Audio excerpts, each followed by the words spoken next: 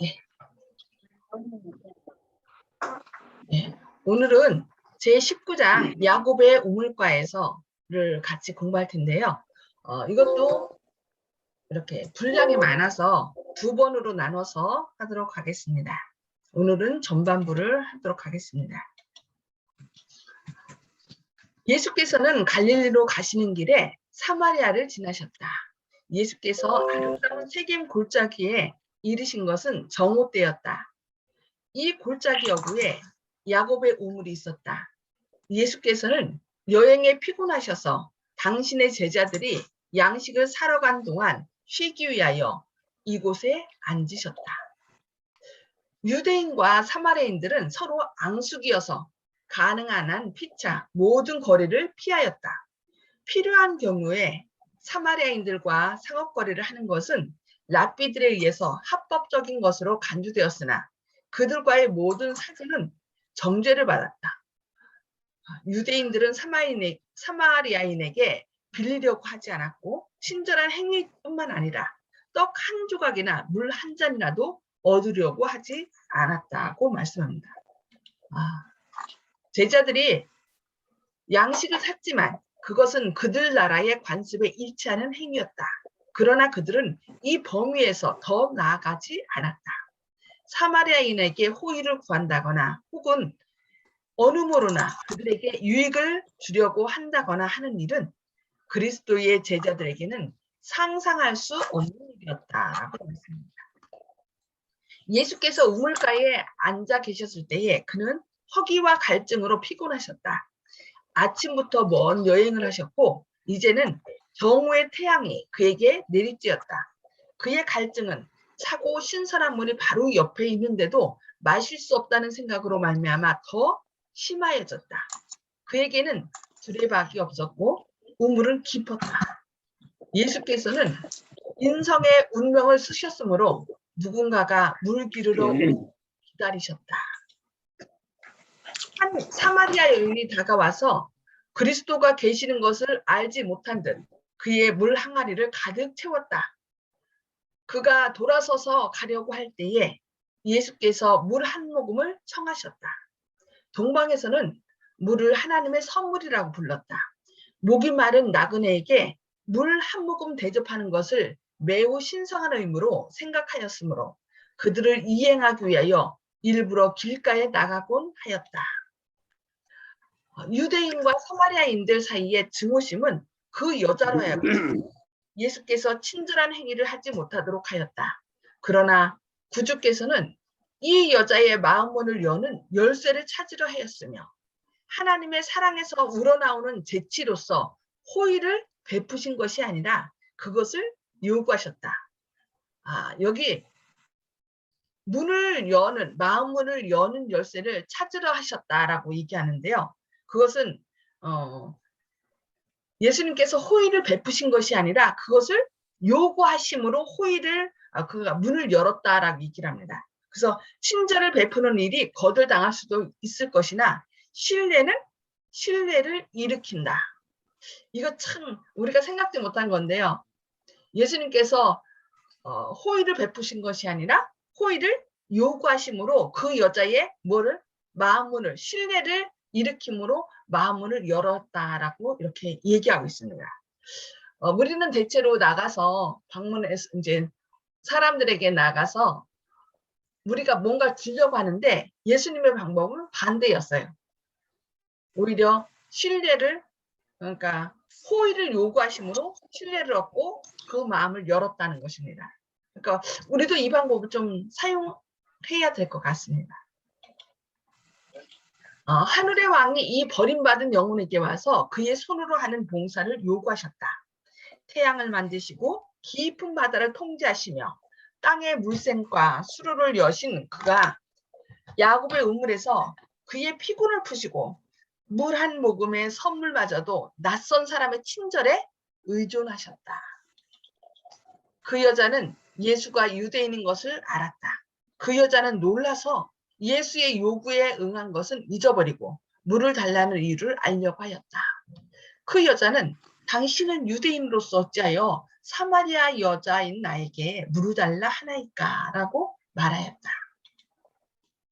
네가 만일 하나님의 선물과 또 네게 물 좀 달라 하는 네가 누구인 줄 알았더라면 네가 그에게 구하였을 것이요 그가 생수를 네게 주었으리라. 내가 발 아래 있는 우물에서 물 한 모금 같은 매우 작은 호의를 네게 요구하는 것을 너는 이상히 여기는구나. 네가 만일 나에게 요구하였다면 나는 너에게 영생의 물을 주어 마시게 하였을 것이다 라고 예수께서 대답하셨습니다.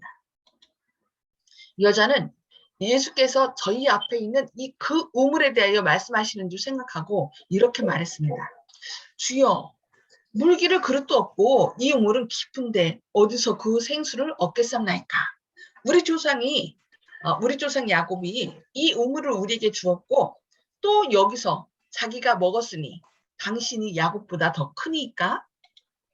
그 여자는 조상들의 소망이었던 메시아께서 친히 자기 곁에 계셨지만 그를 알아보지도 못하고 과거의 조상들을 회고하면서 메시아의 오심을 고대했다. 오늘날 얼마나 많은 목마른 영혼들이 생명수 곁에 있으면서도 그 생명의 우물을 찾기 위해 멀리 바라보고 있는가. 예수께서는 자신에 관한 그 질문에 즉시로 대답하지 않으셨으나 엄숙한 열성을 가지고 말씀하셨다. 이 물을 먹는 자마다 다시 목마르려니와 내가 주는 물을 먹는 자는 영원히 목마르지 아니하리니 나의 주는 물은 그 속에서 영생하도록 솟아나는 샘물이 되리라. 이렇게 말씀하셨습니다. 이 물을 먹는 자는 다시 목마르지만 내가 주는 물, 예수님께서 주시는 물을 먹는 자는 영원히 목마르지 아니하리니 나의 주는 물은 그 속에서 영생하도록 솟아나는 샘물이 될 것이다 라고 말씀하십니다. 이 세상의 우물에서 그 갈증을 풀려고 하는 자는 다시 목마를 것을 마실 뿐이다. 도처에서 사람들은 만족을 얻지 못한다. 그들은 영혼의 필요를 공급할 수 있는 무엇을 갈망한다. 오직 한 분만이 그 필요를 채울 수 있다. 세상의 모든 세상의 필요 곧 만국의 소망은 그리스도이다. 그분만이 나누어 주실 수 있는 하늘의 은혜는 생수와 같아서 영혼을 순결하게 하며 소성시키며 활력을 준다라고 말씀하고 있습니다. 죄송합니다.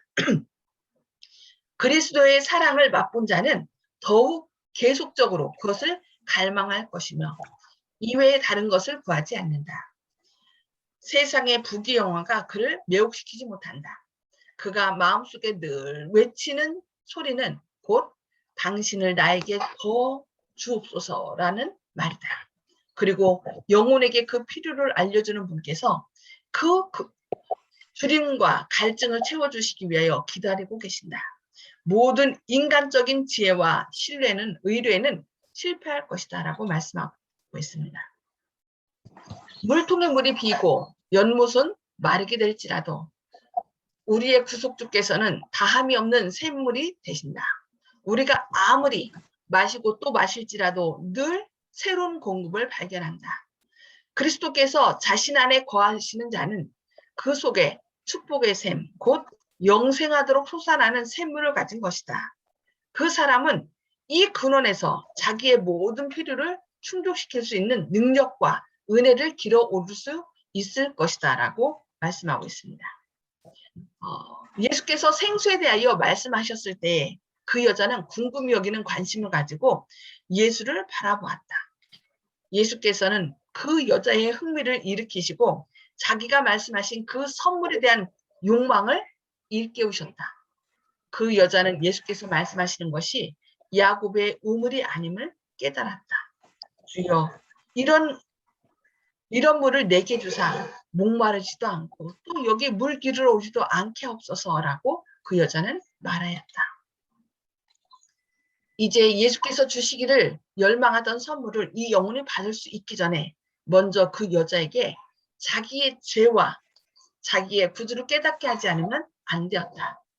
예수께서 가라사대 내 남편을 불러오라 하시니 그 여자는 나는 남편이 없나이다 라고 대답했다. 그 여자는 그 방면에 대한 모든 질문을 막으려고 하였다. 그러나 구주께서 계속하여 네가 남편이 없다 하는 말이 옳도다.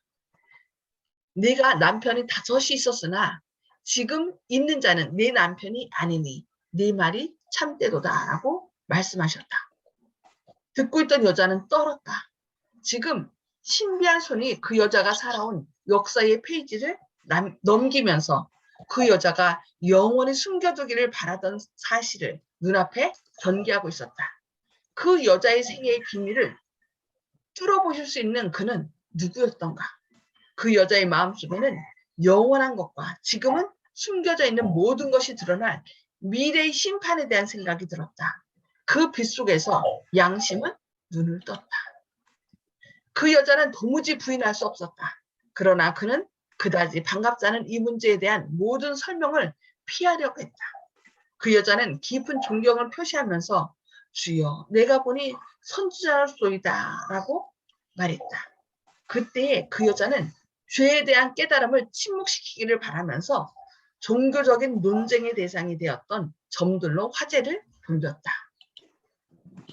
만일 여자라면 이 사람은 오래도록 논쟁의 대상이 되어 만일 선지자라면 이 사람은 오래도록 논쟁의 대상이 되어왔던 이 문제에 대하여 속 시원한 도움을 줄 수 있을 것이다. 예수께서는 그 여자가 자기의 원하는 대로 화제를 이끌고 가는 것을 참을성 있게 허용하셨다. 그동안 예수께서는 그 여자의 마음속에 다시 진리를 전해줄 기회를 살피셨다라고 말씀합니다. 우리 조상들은 이 산에서 예배하셨는데 당신들의 말은 예배할 곳이 예루살렘에 있다 하더이다. 그 여자는 말했다. 그리심산이 바로 눈앞에 보였다. 그 성전은 파괴되어 그 제단만 남아있었다. 유대인들과 사마리아인들은 예배의 장소에 대한 문제로 논쟁을 계속해 왔었다. 사마리아인들의 조상 중 얼마는 한때 이스라엘에 속하여 있었으나 그들의 죄로 말미암아 주께서는 그들이 우상을 섬기는 나라에게 정복당하도록 버려두셨다. 예루살렘의 성전이 에스라 시대에 재건되었을 때 사마리아인들이 그 건축에 유대인들과 합류되기를 원했다. 그들은 이 특권을 거절당했으며 그 후로 두 국민들 사이에 극렬한 증오심이 싹트기 시작했다. 사마리아인들은 그리심산에 이에 필적하는 성전을 세웠다. 그들은 우상 숭배를 완전히 버리지 않았지만 여기에 그들은 모세의 의식에 일치하게 예배를 드렸다. 그러나 재난들이 그들을 따르고 그들의 성전은 원수들에 파괴되어 그들은 저주 아래 있는 듯이 보였다. 그러나 그들은 여전히 그들의 유정과 예배의 형식을 고수했다. 그들은 예루살렘의 성전을 하나님의 집으로 인정하려 하지 않았고 유대인의 종교가 그들의 종교보다 우월하다는 것을 시인하려고 하지 않았다. 예수께서 그 여자에게 대답하여 말씀하셨다. 여자여, 내 말을 믿으라. 이 산에서도 말고 예루살렘에서도 말고 너희가 하나님께 예배할 때가 이르리라. 너희는 알지 못하는 것을 예배하고 우리는 아는 것을 예배하노니 이는 구원이 유대인에게서 남이라. 예수께서는 자신을 사마리아인들에 대한 유대인의 편견을 가지고 있지 않다는 것을 보여주셨다. 예수께서는 당신의 말을 듣는 사마리아 여인의 생각을 형식과 의식 문제나 쟁론의 문제들을 초월하게 만드시는 것을 바라셨다. 예수께서는 말씀하셨다. 아버지께 참으로 예배하는 자들은 신령과 진정으로 예배할 때가 오나니 곧 이때라. 아버지께서는 이렇게 자기에게 예배하는 자들을 찾으시는다. 하나님은 영이시니 예배하는 자가 신령과 진정으로 예배할지니라고 말씀하십니다. 종교는 외형적인 형식과 의식에 한정되어서는 안 된다. 하나님께서는 하나님께로부터 나오는 종교가 하나님께로 인도하는 유일한 종교이다. 우리는 하나님을 올바로 섬기기 위하여 성령으로 거듭나야 한다. 이것은 마음을 정결하게 할 것이며 정신을 새롭게 하여 우리에게 하나님을 알고 사랑하는 새로운 능력을 줄 것이다. 이것은 우리로 하나님의 모든 요구에 즐거이 순종하게 만들 것이다. 이것이 곧 참된 경배이다라고 말씀합니다. 그러니까 하나님을 올바로 섬기기 위하여 무엇을 거듭나야 된다고요? 성령으로. 그러니까 니고데모와의 대화 가운데서도 사람이 물과 성령으로 나지 아니하면 하나님 나라에 갈 수 없다라고 말씀하셨는데, 참된 예배, 참된 경배는 이렇게 성령으로 거듭난 예배, 그래서 신령과 진정으로 드리는 예배를 하나님께서 바라신다라고 말씀하고 있는 것입니다. 그것은 성령께서 역사하신 열매이다. 모든 신실한 기도는 성령에 의해 작성되며 이러한 기도는 하나님께 간합받을 수 있다. 어디서나 영혼이 하나님을 구하는 곳에는 성령의 역사가 나타나며 하나님께서 친히 그 영혼에게 자신을 계시하실 것이다. 하나님께서 이러한 경배자들을 찾고 계신다. 하나님께서는 그들을 받아들여 당신의 아들과 딸로 삼으시기 위하여 기다리고 계신다. 그러니까 꼭 뭐 예루살렘에서 예배해야 된다, 아니면 사마리아에서 해야 된다, 아니면 뭐 이곳에서 해야 된다. 다 자기 교회가 옳고 내 교회가 옳다, 여기서 예배 드려야 된다라고 얘기하지만 하나님께서는 장소와 시간에 제한받지 않으시고 진정으로, 신령과 진정으로 하나님께 예배하고자 하는 성령으로 거듭난 사람들의 예배를 받으신다는 것입니다. 그 여자는 예수와 이야기할 때에 그의 말씀에 감동을 받았다. 그 여자는 자기 백성의 제사장들이나 유대인에게서 이러한 취지의 말씀을 들어본 적이 결코 없었다.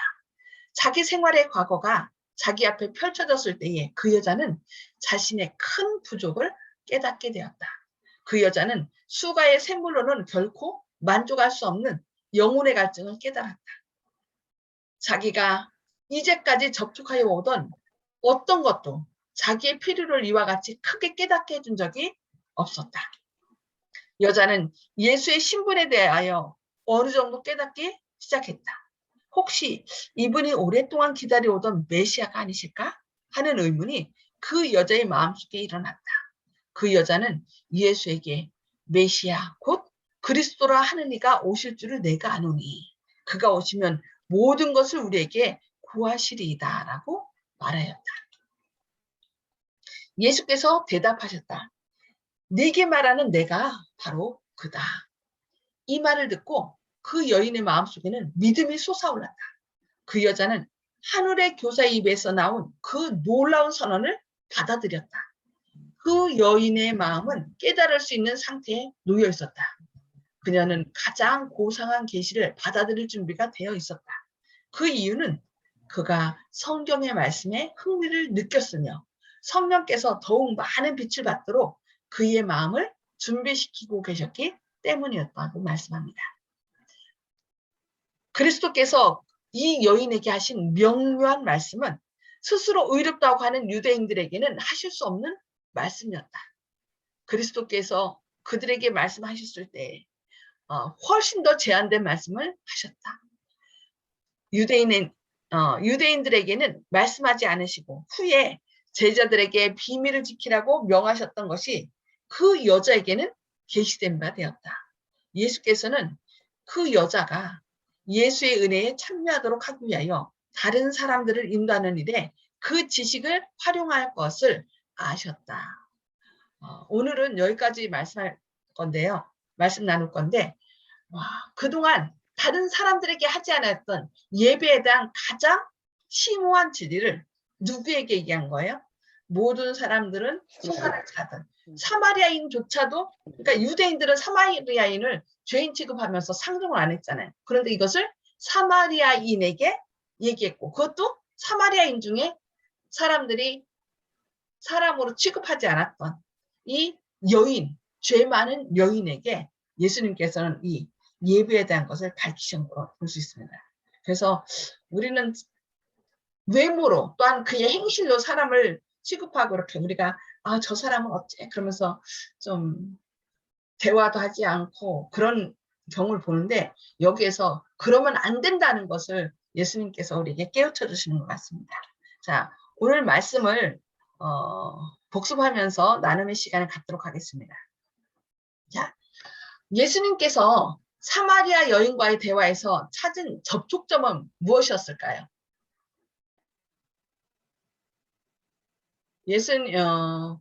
예수님께서 후가의 그 야곱의 우물에 앉아 계시는데 그 여인이 왔죠. 근데 그 여인은 예수님을 어떻게 했어요? 무슨 투명인간 취급을 했어요. 근데 예수님은 그 여인에게 좀 접촉점을 찾기 위해서 예수님께서 취하신 방법이 있어요. 오늘날 우리가 좀 이것을 본받아야 될 것 같은데요. 그것이 바로 뭐였죠? 물을 달라. 예, 물을 달라. 예. 그러니까 다른 데 같으면 호의를 이렇게 베푸셨는데 호의를 베푼 것이 아니라 물을 달라고 호의를 요구하면서 그 신뢰를 일으키심으로 상대방을 갑으로 대우하셨어요. 그러니까 내가 뭐가 된 거예요? 을이 된 거죠. 그러니까 사람들은 누군가가 나를 신뢰하고 나를 믿을 수 있는 사람으로 여길 때 더 신뢰심을 나타낸대요.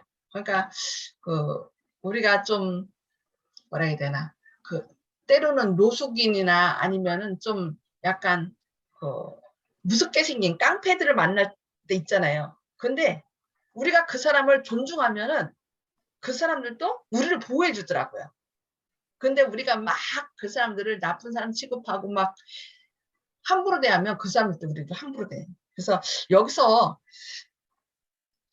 전도할 때 우리가 느껴야 할 것들, 깨달아야 될 것. 그러니까 우리가 무조건 나가서 사람들한테 뭔가를 줌으로 당신은 이것도 이것이 필요하죠 하고서 주는 것보다는 그들한테 우리가 필요한 것을 요구함으로 당신은 참 사람들에게 이런 선을 베풀 수 있는 능력 있는 사람이다라는 것을 알려줄 때 오히려 그 사람들이 저 사람이 나를 이렇게 좋은 사람으로 보고 있구나.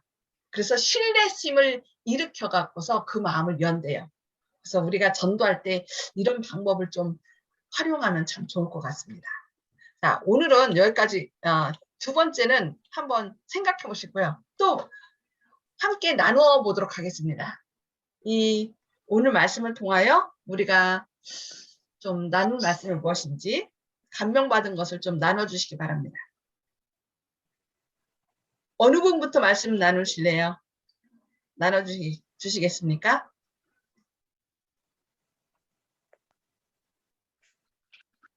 윤 장로님? 예. 사실은 우리나라는 물이 부족하지 않아 가지고요. 예. 우리나라도 예전부터 손님한테 물 대접하는 거를 잘했는데요. 손님들이 물을 뭐 급하게 먹을까봐 뭐 이렇게 나무 잎사귀를 이렇게 띄워주고 이렇게 했던 것들을 이제 예전에 들었는데요. 근데 이제 그 서양 예수님이 사셨던 이스라엘 같은 경우는 비가 많이 안 오는 정말 물 부족 국가이기 때문에 물을 대접하는 것만 가지고도 굉장히 큰 호의를 베푸는 것인데요. 예수님께서는 그 호의를 사람들한테 요구하셨다 하는 쪽에서 우리는 또 어떻게 할 것인가 하는 것들을 생각해 보게 됩니다. 그 물이 참 좋은 선물이라고 거기 써 있어가지고 예. 선물을 요구했다 이런 생각이 들어요. 예. 우리도 나눠주는 것도 하지만 때로는 그 사람에게 요구를 하므로 그렇게 하면 좋을 것 같아요. 자, 또 혹시 조영식 형제님? 네, 너무나 좋은 말씀인데요. 예수님께서 여기서 하시는 대화하는 그 방법을 상대방에 대한 신뢰를 좀 전에 목사님께서 말씀하신 그 제목도 저도 공감하는데 상대방하고 말하는 자신하고의 그 신뢰관계를 구축하시고 상대방을 인정해 주시면서 대화를 이끌어 나가시고 상대방이 필요한 것을 대화에서 적절하게 상대방이 얘기할 수 있도록 그리고 다시 채워줄 수 있는 질문을 제시하는 방법들을 전도하는 입장에서 기감으로 삼아서 연구를 해야 되겠습니다. 아멘. 아멘. 우리 허장로님. 예, 예수님께서는 이스라엘 사람과 사마리아 사람의 그 장벽을 깨치시고 또 수가 여인이 메시아를 오랫동안 기다렸는데 또 그분에게 또 복음을 전할 때는 아주 큰 감명을 받았습니다. 예. 그러니까 그 서로 상종하지 않는 그런 장벽을 깨신 거죠. 우리도 전 이거 사마리아 여인과 유대인들의 그 관계를 통해서 오늘날 솔직히 우리도요 지금 같은 하나님을 믿는 사람인데 교파가 다르기 때문에 때로는 좀 우리가 그들을 잘 접하지 않는, 그들이 우리를 이단시하는 것 때문에 그런 것도 있지만 우리도 그런 취급을 받다 보니까 그들에게 잘 나가지 않는 그런 경우도 있거든요. 그래서 오늘 저는 이 예수님의 방법을 통해서 진짜 그런 어떤 보이지 않는 그런 장벽들을 우리가 허물고 그들에게 예수님의 사랑을 가지고 나아가야 된다는 것을 좀 깨달았습니다. 더 적극적으로 좀 나가야 될 것 같습니다. 우리 송수폭 집사님.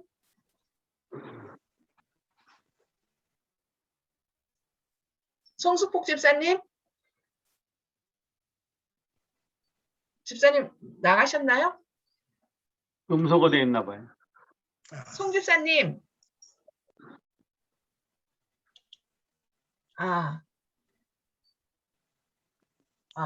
오늘 소리를 안 켰어요. 예? 소리를 마이크가 안 보여요. 마이크가 안 보여요? 네, 네. 네, 알겠습니다. 마이크는 예. 오늘은 여기까지 말씀 나누면서 오늘 주신 말씀을 생각하면서 기도하기 전에 제가 먼저 기도하고 개인 기도 서로 나누도록 하겠습니다. 기도하시겠습니다. 하늘에 계셔서 저희를 사랑하신 아버지, 오늘 또 성령을 통하여 저희를 깨우쳐 주신 것 인하여 감사합니다. 주님, 세상에는 많은 장벽들이 있습니다. 그러나 주님께서 그 장벽을 허물고 먼저 호의를 요구하심으로 신뢰를 쌓고 또 이 많은 사람들이 상종하지 않던 이 사마리아 여인에게 또 호의를 요구하면서 가장 심오한 예배에 대하여 말씀하셨던 것처럼 또 저희들도 사람들과의 장벽을 깨고 그들에게 기도하면서 나아갈 수 있는 저희들의 삶이 되게 하여 주시옵소서.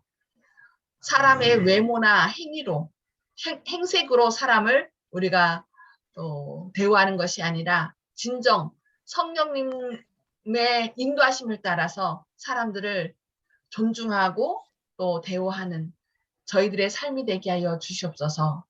오늘 또 저희를 성령으로 충만케 하셔서 주님의 뜻을 즐겨 따르게 하시고 주님의 인도하심을 따라 또 많은 사람들을 만나 생명을 나누는 그런 복된 삶이 되도록 인도하여 주시옵길 바라오며 예수님의 이름으로 간절히 기도합니다. 아멘. 아멘.